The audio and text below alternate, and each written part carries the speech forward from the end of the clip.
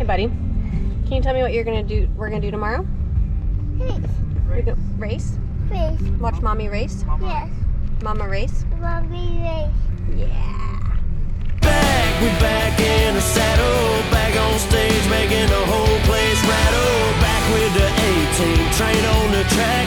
Thought we were gone, but you're wrong. Now it's on. We back.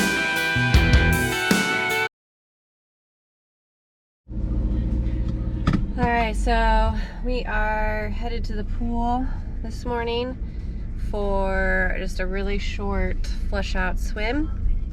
Kind of get the body, yeah, just flush it out, flush everything out. Call it good from there.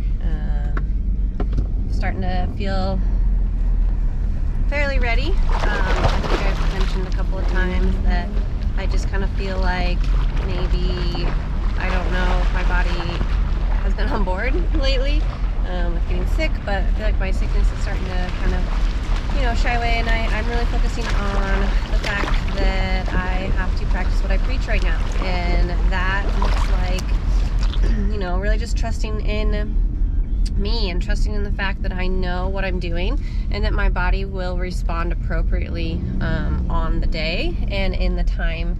That the more that you really believe in you, the easier it becomes to push through when it gets really tough. So that's what we're gonna do. We're gonna believe and we're gonna have a good day.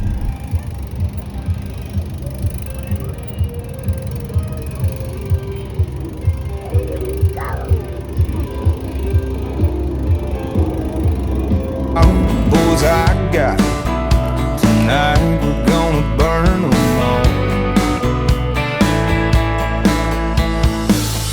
Pour the gas, light the match, set the night on fire, set the blaze, let the flames get higher. Every cigarette, every dollar, every problem you got on you from a town this small.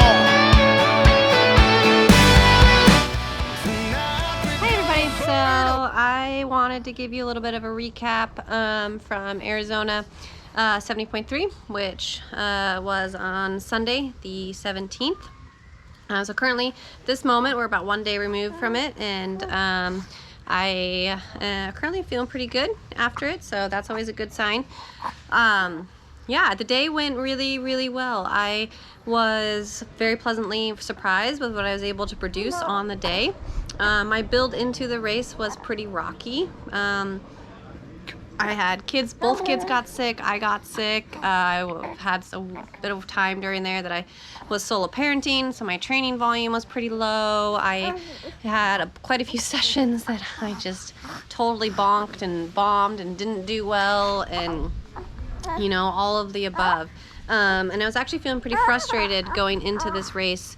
I just didn't feel like I had prepared as well as I would have liked for it. And because of that, was a little bit nervous for how it was going to go. I wasn't sure if my body was going to show up on the day.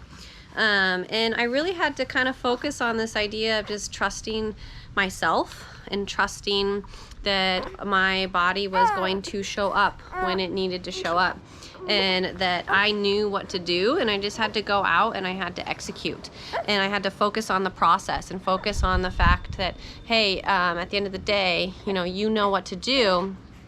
And if you believe very strongly in yourself, then, amazing things can happen. And that's something I preach to my athletes and really focus on. And it was something I had to do myself in order for the day to come together. And, it ended up coming together. I put, when it was a beautiful day for a race, whether it was a wetsuit legal swim, I had probably one of my best swims to date. I did a 32, which for me is a really good swim. And then for the bike, I actually really like this bike course, even though it's got a lot of turns in it. It's really fast, and you can kind of settle in if you want. I came out of the water in about 8th place overall, and really worked on oh, hold on. Oh, no. Somebody was interested in my video here. Yeah, mommy's doing something, sweetie. I'm almost done. And I came out of the water in 8th place, and was able to make up some time. I think I ended the bike in third, so I made up quite a bit of time. Though, you know, I found in the bike, one of the biggest pieces that I really found was that on the second lap I got a little lazy. I kind of got a little, not necessarily complacent, but I just got lazy. I wasn't focusing. I wasn't not pushing, but I wasn't pushing. And I had to really change that in the third portion of it. I passed my dad at that time, and he told me I was in 4th, and I was 4.5 minutes. Or at that time, I think I was 6 minutes down, and I was like, oh man, I lost some time. I need to get going. I need to refocus. And so I really had to refocus, and I had to keep reminding myself that what I wanted out of the day. And I had to say, no, like, you have to push yourself harder in this time frame because you were lazy. Like, you let yourself get lazy, and you can't be lazy if you're going to get to where you want to be. You can't be 6 minutes down. And so I had to stay within myself. And what I basically did is I just focused on the process. I focused only on that lap, and I really worked to say, okay, you need to maintain, you know, about 23 miles an hour during this time frame. What do you need to do in this moment to get to that? Well, I need to make sure I focus on my nutrition. I need to keep my cadence high. I need to do kind of these things. And that right there is where the process, focusing on the process and getting down to the nitty gritty and the pieces that you need to execute in order to get to, you know, where you want to go is really, really key. So I ended up having a little slower bike than I would have liked. Biking seems to be the one piece that just doesn't seem to be kind of coming together for me. Like I said, I just don't feel like I have the resiliency behind it. I'm not really producing the power I want to be producing. So I was about 3 minutes. Well, actually, I was way more, even more than that, but I was hoping to do a 2:30, and I did a 2:33. So I have a lot of work to do in the bike. That kind of was one of the biggest things. Is I came out of this with a few things that I need to work on, and I'll kind of get into that in a minute.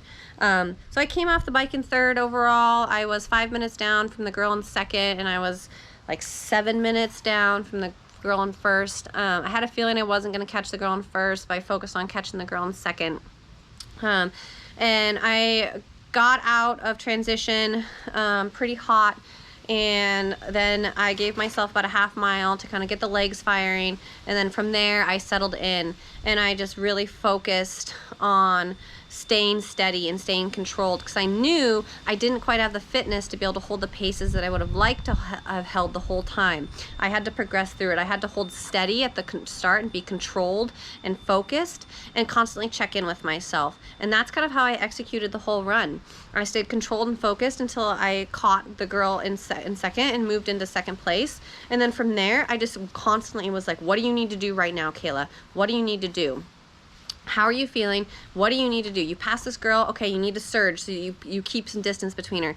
And then, you know, knowing my parents, I saw my parents, and they told me I had gained a little bit of time into 1st, and I was like, okay, well, what do you need to do right now? Well, right now, you need to pick up the pace to give yourself a little bit of a boost of energy and a boost of confidence. So I picked up the pace.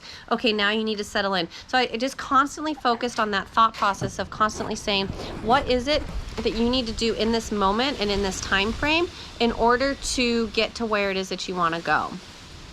I ended up putting out the fastest run split of the day, the 1:27, and I was extremely proud of that.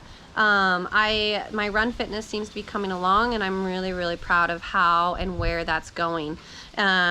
With, you know, being 11 weeks postpartum, I want to stop using that as an excuse, but at the same time, it's something that is a big part of what's going on right now. And, you know, my life is a little more messy than normal, and I am 11 weeks postpartum. And to be able to be out there and doing these things at that time frame is really empowering. And that's something I just keep telling myself, is reminding myself, like, hey, this is what I've done, this is where I've gone, this is what I've come through, and this is where I want to go. So yeah, overall I ended up coming in 2nd place overall. I did a 4:40, which again, a little slower than I would have liked, but I'm pretty proud of it at the same time. I ended up punching my ticket to 70.3 Worlds, which I'm really excited about. I'm also really proud to say that my athlete who was racing there, she took 3rd overall, which was really awesome. It's her first race ever. She did a sub 5 hour, took 3rd overall, and punched her ticket to 70.3 Worlds as well. So we had just a really great showing across the board between myself and an athlete that I coach. So, you know, moving forward, I have about 4 weeks to Ironman Arizona, and I have a lot of work that I need to do. I want to start biking some more. I definitely need to up the power, and I need to focus on not getting lazy.